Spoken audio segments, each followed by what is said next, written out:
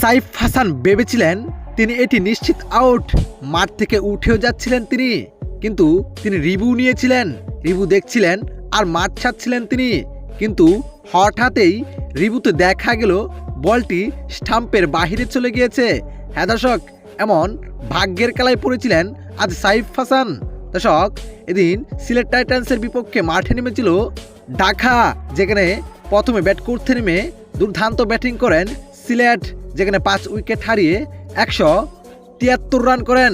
এমন রানের লক্ষ্যে ব্যাট করতে নেমে প্রথম ওভারে কোনো রানের দেখা পেন নেই ঢাকা, অর্থাৎ পুরো ওভারটাই কে নেন সাইফ হাসান।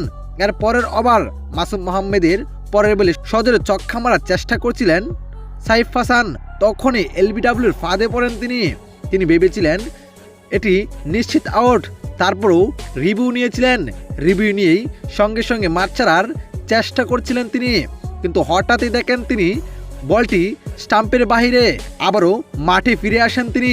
দর্শক, সাইফ হাসান ভেবেছিল এটি নিশ্চিত আউট, হঠাৎ তার এমন ভাগ্যের খেলায় বেঁচে যান তিনি। অবাক হয়ে যান বোলার নাসুম আহমেদ।